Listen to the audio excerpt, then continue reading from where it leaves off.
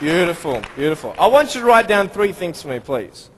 I want you to, first of all, write down the word perspective.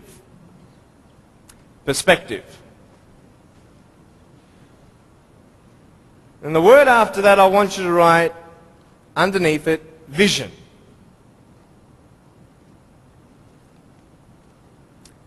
And then underneath that, I want you to put choices.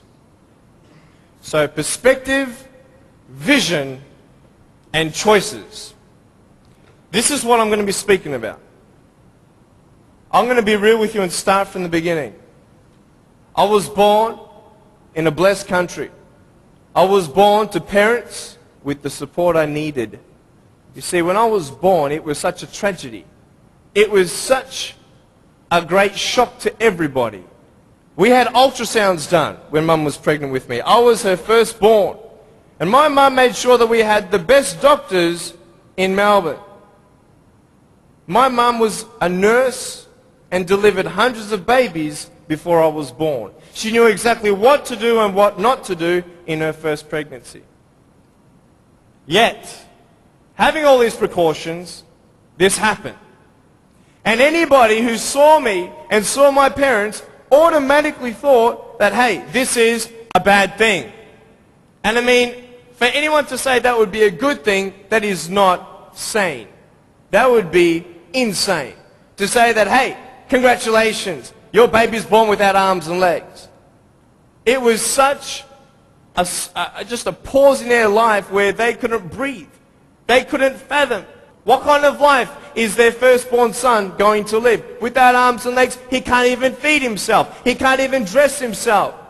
Doctor said I would never be able to stand up, let alone jump around.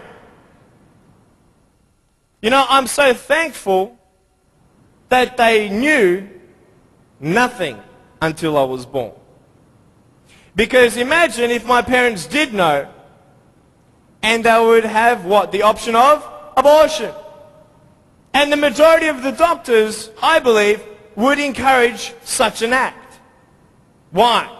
Because what we see in this child's life is not going to be a good quality lifestyle for you and your child. And the wisest thing you could do is abort. Well, hey, who knew?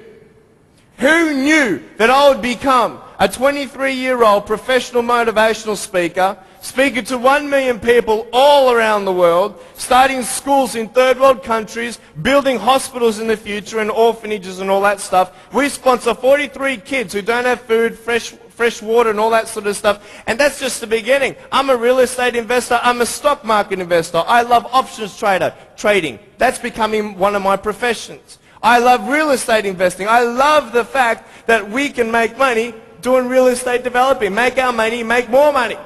I love that fact. I love the fact, though, above all, that I can give the world something that others cannot.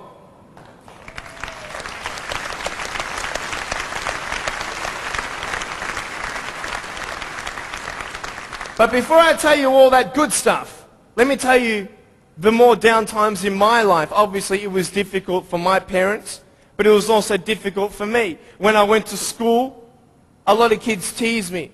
A lot of kids put me down. It was very difficult at starters to find friends, because everybody would look at me and think, well, maybe he also has a mental disability, and then people don't know how to approach me.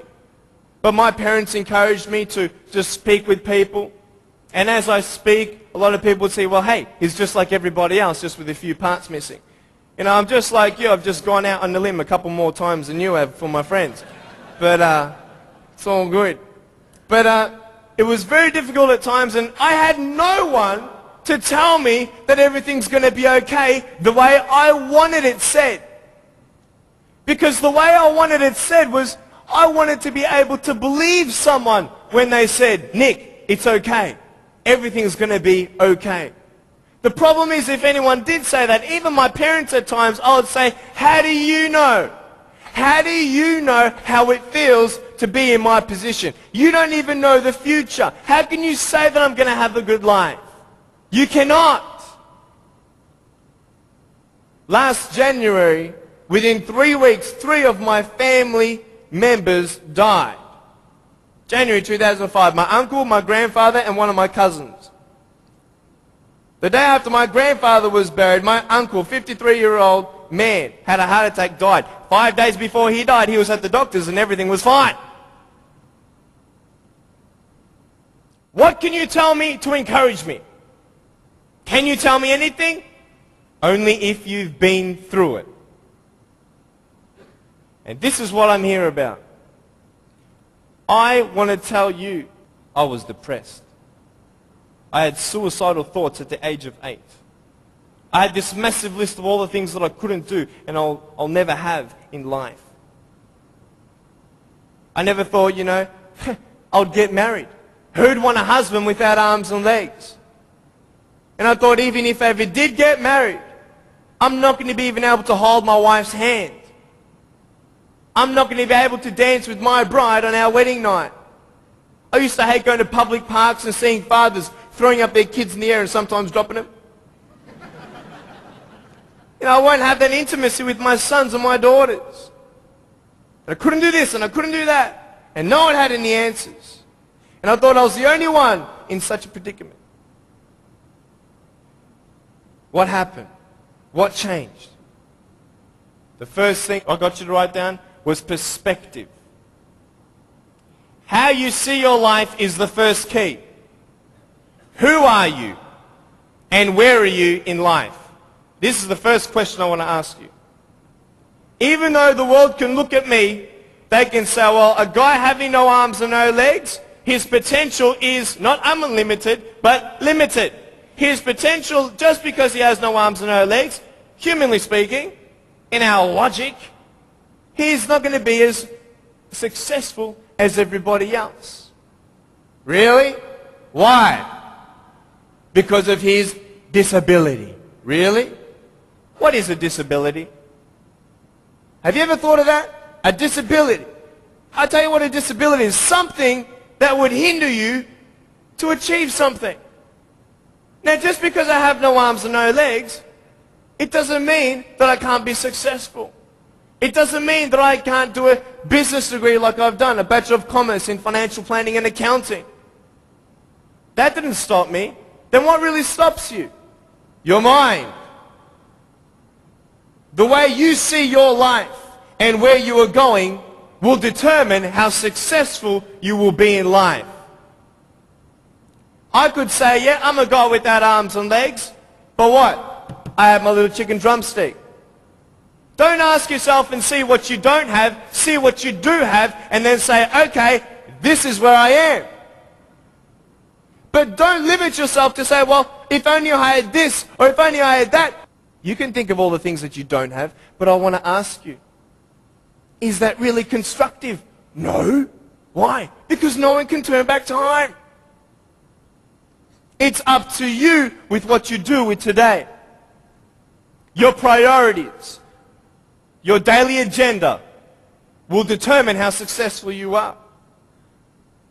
You want to know something? I started to be thankful. Thankful? Why, Nick? How could you be thankful? My mum showed me a newspaper article of a young man who had a disability, not similar to mine, but it was also unexplained medically. And I thought, you know what? I'm not the only one with something to bear. But I'm telling you, this perspective is everything. Giving yourself enough credit. Write this down. Give yourself credit.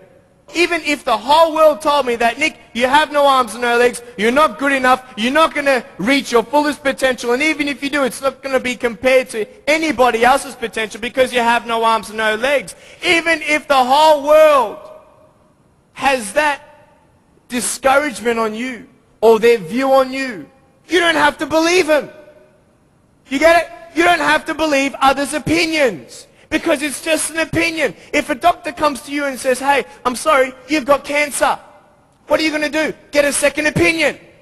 Right? Why? Because you want to make sure that he's right.